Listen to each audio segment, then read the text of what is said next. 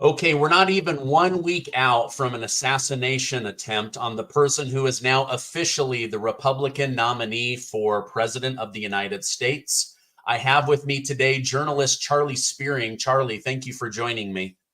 You bet, Stephen. Thanks for having me.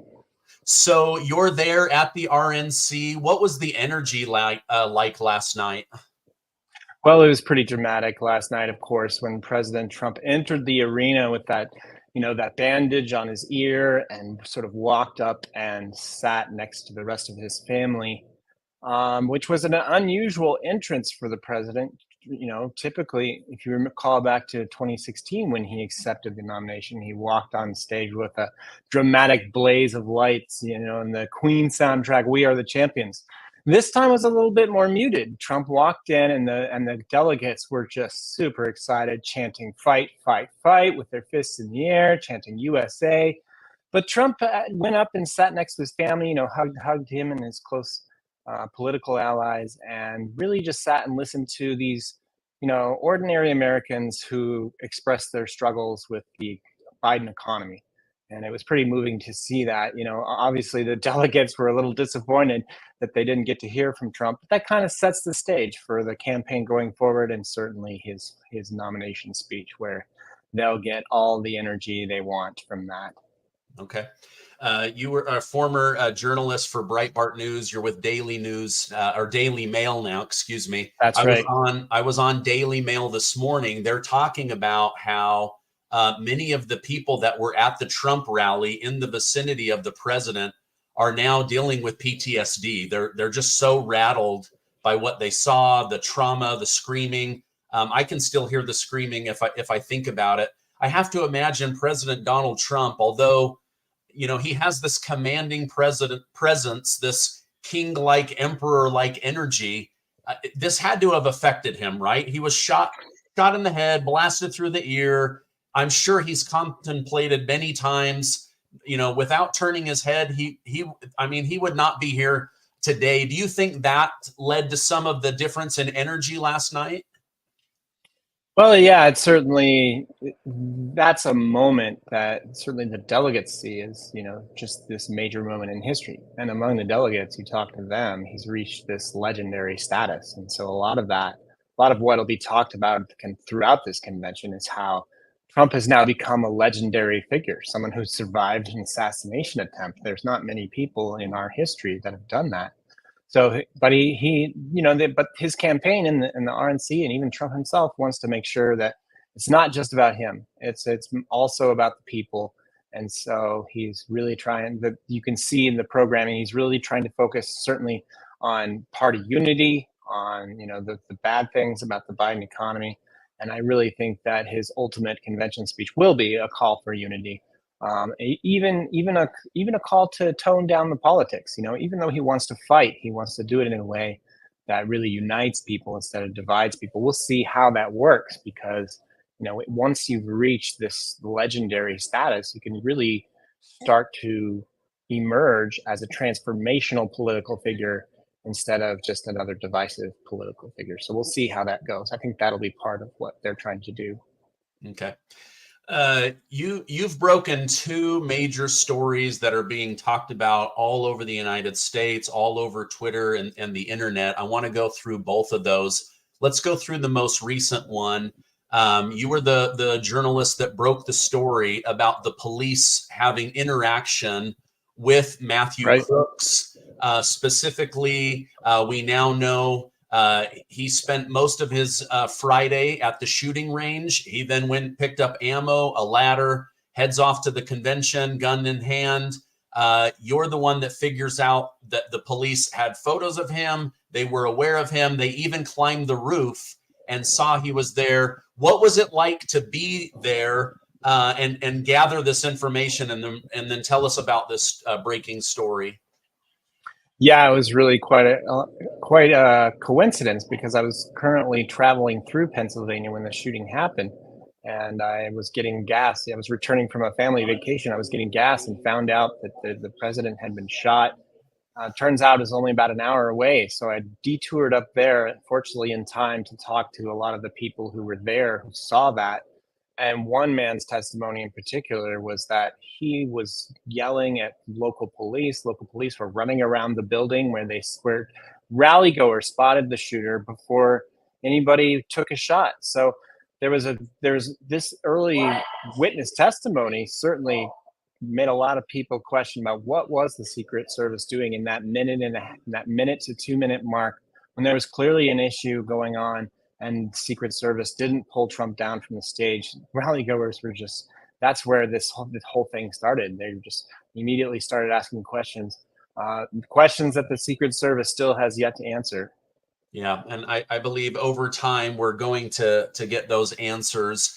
Do you think, as you spoke with the people in the area, do you think that there was confusion between the different agencies? You have local police, you have FBI, you have Secret Service. Of course, you don't want to shoot another a police officer or armed person that is one of the good guys. Do you think that was part of the confusion, or I guess we're all just trying to figure out what happened that this was able to even occur? Absolutely, Stephen. And I was shocked that night when they didn't have a representative of the Secret Service at that press conference that was supposed to offer a little more light into what was exactly going on. And then the Secret Service has been remarkably quiet in the days afterwards, which is a very bad thing to do. If you're in charge of securing the president, you need to answer these questions right away with as much data as possible. Otherwise, people who were there are going to start filling it in the blanks. People who are online a lot and start looking at these videos and pictures are going to start filling in the blanks. And what we've seen now is a complete narrative revolt from the Secret Service on this issue. And they're responding way too slowly to some of these questions. But certainly there was a miscommunication between local police who are running around trying to find this person, between Trump rally attendees who are pointing at this person who was crawling on the roof, and lots of questions about what was the Secret Service doing at the time. The buck stops with them. They're the ones that have to answer for this mistake. And it's shocking that the president has not fired anyone or made any significant responses for this obvious lack of their number one job. Yeah. I mean, as much as I've seen, President Biden did reach out to President Trump and told him he was glad that he was okay, and asked, I guess, according to the Daily Mail, asked him about, how did you know to turn your head at the right moment? And, Right. just like, we're all kind of blown away, right? Like, if this had gone wrong, we would have watched a person assassinated on live national television in 4K. And instead, many are saying, my gosh, it seems like we either saw a miracle or the most incredible coincidence, maybe in our lifetime. As you were there speaking with people, how did you finally figure out that the police had interaction with Matthew Crooks and the latter story? Yeah, that was definitely part of the interviewing, and our whole team was working on gathering this data. So yeah, understanding that the local police officers were aware of this man and his presence at the rally, and their intent and their efforts to communicate to the Secret Service that he might be a problem. Certainly, and what is this? Is this sort of a secrets, a federal agency dismissing local law enforcement? That's the narrative we see in a lot of movies throughout our throughout our history. And then the difficulty of communicating between the two, local law enforcement and the Secret Service, and whether or not that's helpful or hurtful. I'm sure we'll see a lot of this. I think that's the breakdown in communications is the number one issue for between the local and federal agency. And is it among conservatives? They don't really see that as a surprise. They see that as another example of how the federal government has become too bloated even to do its basic jobs. Yeah. Wow. Okay. That's an interesting point. I want to ask a question. I don't know that you'll have the answer, but I would feel stupid to not ask this. It is going around on the internet, an image of one of the snipers, the sniper that ultimately took out the shooter, saying, "Hey, everybody, just so you know, I had him in my sights for nearly 3 minutes. I was told to stand down." Have you heard that story? Can you confirm whether that's true or not? Like, I don't want to spread false information. I have not seen that. I'll have to do some research on my own after this interview, but yeah, I certainly haven't heard. It does seem odd that somehow the sniper himself is speaking out loud without approval from the Secret Service. It is shocking that he would not take that shot when you spot a man who's clearly armed. There's been some back and forth among Secret Service agents whether they have the authority to engage an active shooter without permission, and it's based on everything I've heard from former agents is you do have the choice to make that call, but the big fear is if you make that call and shoot that person, it turns out to just be a civilian who's not threatening, and you definitely don't want that on your record. There's a little hesitancy and fear there, but I think in this case it should have been pretty obvious he was a threat. And even if he wasn't a threat, I think Secret Service has to wonder. People questioning the Secret Service have to wonder, why didn't you at least just pull the president off the stage if there was such an obvious threat? Even if you don't take the shot, maybe at least get the president off the stage. That's a lot of what I was hearing from rally attendees that day. Okay. I mean, nobody wants to yell fire in a movie theater and cause panic, but their job is to grab him and push him to the ground, or get him over to his beast and inside bulletproof cars, or wherever it might be. Obviously we all just need to be patient while they do this investigation. I don't know if you've seen or read any good explanation. What I'm understanding is there were two landmarks that had a nearly perfect vantage point to take out the president. There was a water tower and there was this warehouse, this glass company's roof. Neither one of them was being checked. My understanding is there was an initial sweep, and then Secret Service, based on distance, said, this is the local police. We'll handle everything inside of this radius. And the local police maybe thought, well, since you guys swept the building, that's your jurisdiction. Have you heard anything about these two landmarks, or who had authority over them? No, the rally attendees I spoke with definitely identified the water tower as like, hey, look, this would be a great place for a sniper to be able to see over the entire place and be able to spot a potential threat. So I think that rally attendees were surprised that there wasn't a sniper in the water tower, because that, based on movies and TV shows, that would be sort of the ideal place for, a Secret Service agent trying to secure the area. So a little bit of back and forth between local and state, and yeah, it just seems like, once again, breakdown in communications, definitely not good. Okay. Final question on the shooter situation. President Biden did an interview recently, and with Lester Holt, and he was asked, have you been in communication with the head of the Secret Service?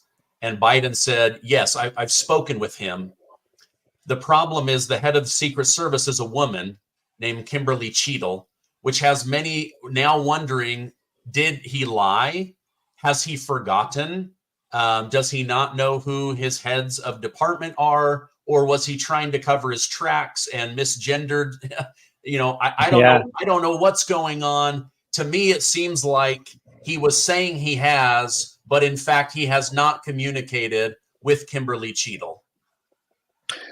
Yeah, you use the term that the left often uses, misgendering, and that's exactly what he did. I checked the official transcript from the, NBC, and indeed he did say him. So it was an obvious case of where he clearly made a mistake, and it's another Biden gaffe. And with it, he didn't mean to. If he had, and note that Lester Holt kind of pointedly used the correct pronoun, describing the Secret Service director as a her.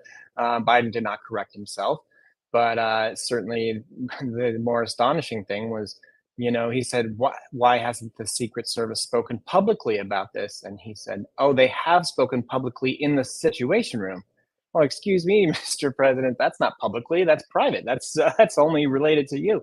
And, lo and behold, they got the Secret Service director on the horn last night late after they had taped that interview with Biden. So maybe the Secret Service has finally started speaking out in public, but gosh, it's almost too late. Most people have formed their own opinions about what happened that day, and it's going to take a long time to really and some real facts to correct the narrative, because right now it looks like either an incompetent or even possibly an inside job is the only thing that can explain that stuff. That's the kind of theories that go rampant on the internet in the absence of actual facts.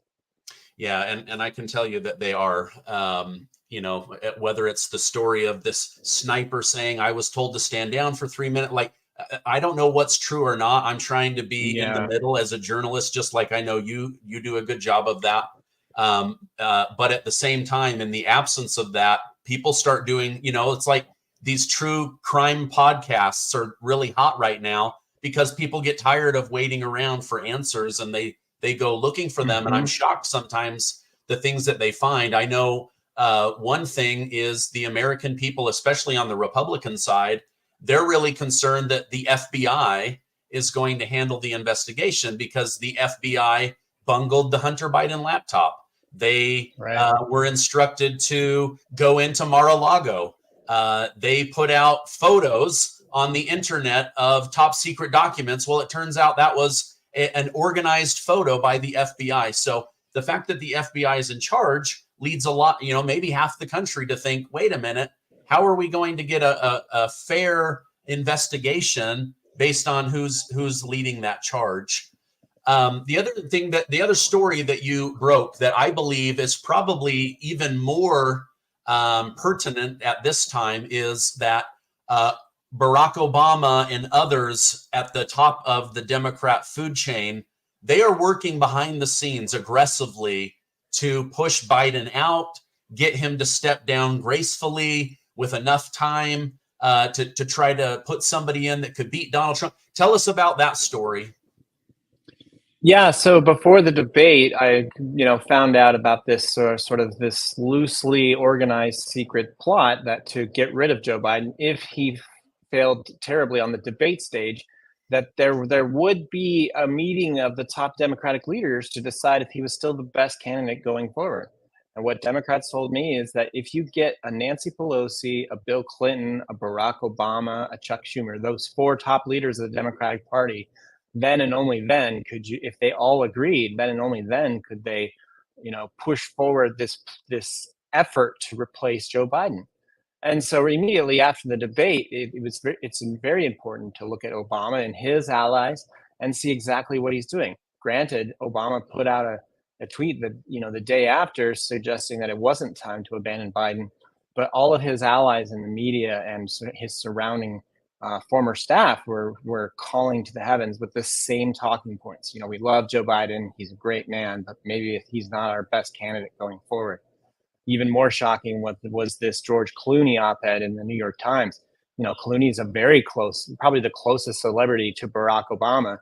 And it made no sense that Obama hadn't seen that before it was published. And lo and behold, the next day, it was revealed that Obama had seen that and didn't, urge Clooney not to publish the op-ed. That's about as close as it gets to demonstrating that Barack Obama is also concerned. We saw that at the Clooney fundraiser, even where he led Joe off the stage out of a concern that maybe he wouldn't be able to successfully navigate the stage by himself. It's really telling that all the actions and from the Obama team demonstrate that they are not on board with Biden. Pelosi, but hemming and hawing on both sides, but ultimately she's still in at this point, hasn't called for him to step down. That's the number one person I'm watching right now, because Pelosi is the only one Biden really respects out of the four. And I think that, ultimately, if Pelosi decides he should go, she's 83, so she would have to, once she decides, I think that'll be clear evidence. Might get him to think seriously about it, but all signs have shown that he and the family are not stepping down and have made it very clear to Democrats to get on board, even despite their worries. Okay. So we should then not only watch Nancy Pelosi for insider trading stock tips, but also if she starts to indicate that she is abandoning Joe Biden, you believe that's the domino that will push everybody else down? I believe so, especially Schumer too, because Schumer's the leader of the Senate. If he can, Schumer's concerned that Biden could hurt all of their Senate candidates, then that would also be something he would listen to. But and then it ultimately remains for all Democrats to sit down and wonder who, if not Biden, are we more encouraged by Kamala Harris or less encouraged by Kamala Harris after the debate? I think there's a lot of Democrats who were like, Kamala's fine. At least she can finish a thought in a complete sentence, even though even though conservatives mock these as word salads, at least they're loud and clear and not halting and disjointed. Yeah. Something that I noticed was before the Trump shooting, they were almost like test driving Kamala with the public. They were kind of pushing her out. Then the shooting happens, and now it's like she's disappeared off the public stage. Do you think that is accurate, that they were maybe seeing how she would interact as the face of the party versus Biden? And now in light of the Trump shooting, that she is just kind of going into the background again? Well, they certainly had Kamala Harris lined up to be a direct foil to Trump. She was out there turning up the heat against Trump, calling him a potential dictator, a threat to democracy. They really, after Biden's bad debate performance, they really amped up that rhetoric to drive the contrast between the two, and Kamala was at the forefront of that. After the shooting, Kamala Harris kind of steps back a little bit, either by her own volition or by the campaign's decision. This is similar to what happened during the Afghanistan debacle. Kamala Harris just vanished from public view, did not make any public statements, did not even appear in front of the president for several days after the Afghanistan debacle. And so in a similar way, maybe she sort of pulled back a little bit just to see where everything landed before she made a mistake politically. Throughout her career, she's been very cautious about these kinds of moments. And certainly, as soon as I reported that Harris had stepped back, lo and behold, her office comes out with an announcement that she will be campaigning later this week in Michigan and North Carolina. So we'll see if her tone changes once she gets back on the campaign trail. Okay. So she disappears after the Trump shooting. She disappears after Afghanistan. She's put in charge of the border crisis, disappears. This seems to be a pattern with the vice president. You've written an incredible book, Amateur Hour, on the vice president. So you have looked into Kamala Harris's life, her career, the good, the bad, the ugly. What are your thoughts on J.D. Vance being picked by Donald Trump? And then how might he fare against Kamala Harris in the upcoming debate? Well, it's interesting that he would pick a relatively new senator who doesn't have much experience in Washington or at the executive level. This is this is a senatorial pick. Mike Pence, his last running mate was a governor of Indiana, and certainly one of his optional picks was Doug Burgum, a governor from North Dakota. So it's interesting to see him pick a relatively unexperienced senator, just like Kamala Harris was when Joe Biden selected her. So on that level alone, they're kind of evenly matched. And it'll be interesting going forward. Harris obviously has been the vice president for 3 years, so she has a little more foreign policy than J.D. Vance. So that'll be interesting to see how that contrasts. But also will be interesting is two competing idea or visions for what America should look like. Vance is very focused on America first, bringing economic opportunities to the rural countries or the rural counties, the rural parts of America, building up the economic opportunities for everyone, and versus Kamala Harris, who focuses intently on sort of the different economic quotas and what government can do to make it better for Americans. So that'll make for an interesting debate. I think that both Vance and Harris are pretty well experienced, have recently participated in political debates. Harris certainly has a propensity to go on attack mode, and it'll be up to J.D. Vance to sort of carefully thread the needle, as Pence did in 2015 or in 2020, I believe, where he, carefully, was able to intellectually engage Harris without insulting her or her character. Yeah. Well, hopefully there's no flies in the building. We don't want another one. That's right. That's all we remember from that last debate, that fly that landed on Mike Pence's head.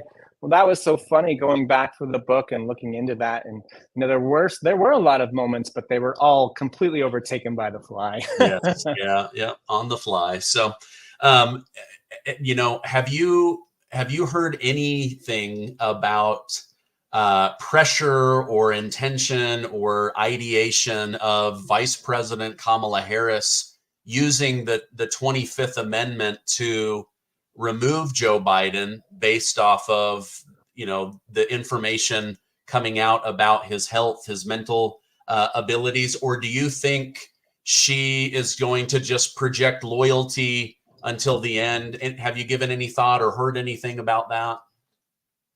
Right. 25th Amendment is the last straw when it becomes very apparent that Biden cannot continue. That's the most drastic solution. Right now we're in this stage where we're just kind of keeping an eye on the top leaders of the Democratic Party to see if they can urge Biden out. Obviously, the first step was, will the Biden family do the right thing for the Democratic Party and step down? Number two is, will the Democratic leaders ask him to step down? Number three will be, if Biden does not listen to the Democratic leaders and does not step down voluntarily, maybe it's time for a revolt. And right now we haven't reached that point. Harris is doing everything she can to back the president because she knows her political future depends on how well he does and whether or not he steps down with his blessing on her. Any kind of revolt by Harris, don't think that it's a good idea at this point. Okay. I know Representative Jim Clyburn made a veiled threat to Joe Biden. We've got your back, but don't think you can do anything by, sidestepping Kamala Harris, essentially saying, you either put her in, you give your endorsement, you're president because of me, kind of rhetoric. Do you think that she is the person that will most likely be put forward with this little amount of time if he, in fact, decides to drop out? Yeah, Clyburn's decision to make that comment showed once again that the Harris people were very upset with the conversation about possibly Michigan Governor Gretchen Whitmer or California Governor Gavin Newsom would be the assumed nominees if Biden stepped down. They were furious by that. And for Clyburn to step up and make that veiled threat really reasserted her position on the campaign stage. I think she has sort of gained a lot insofar as she is the second in command right now. I think that's why Democrats have sort of quieted down on the whole question, knowing that they can't push aside Harris for a new candidate. Right now, it's either Biden in his current state or Harris, and which one is more effective against Trump? That's what Democrats are weighing right now. Yeah. Wow. A lot going on. As you know, after Ronald Reagan was shot, his numbers jumped 22 points in the polls.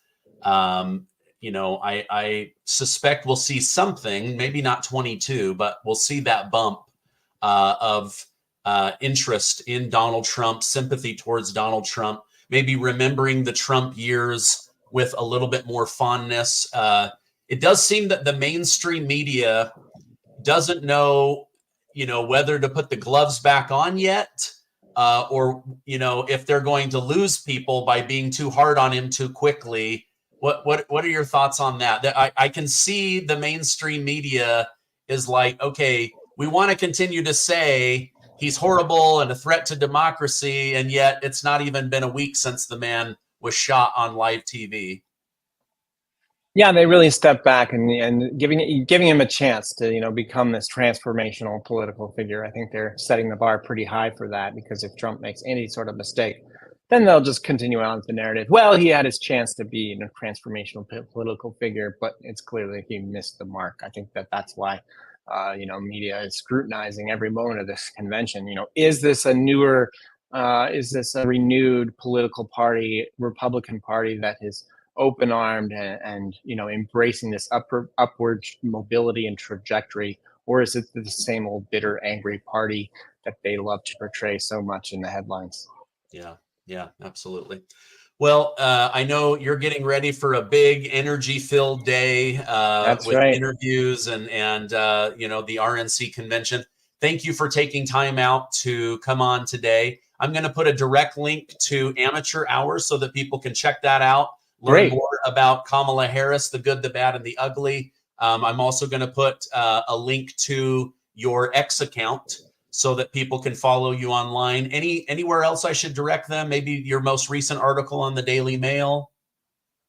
Yep, those are the big ones. Check out my byline on the Daily Mail for any coverage and going forward. And certainly do pick up the book, Amateur Hour, Kamala Harris in the White House. When I wrote it, I said that there was a very real possibility she could be the 47th president of the United States. I think it's important for everybody to know that there's more behind her than just the word salads. There's a lot of facts that they could use to talk about her in a manner that, you know, really informs them for an informed debate going forward, because she will very likely, if not before the election, definitely after the election, she'll still be a topic of conversation. So thanks so much. Absolutely. Well, I know JD Vance needs to read your book as he And prepares. I need to read JD Vance's book. As he prepares for the big debate. It would be really great reading material to better understand her. Hey, Charlie, thank you so much for coming on. If you break any other big stories, I hope that you'll share them with my audience, and I hope you have a great rest of your day. You bet, Stephen. Thanks so much.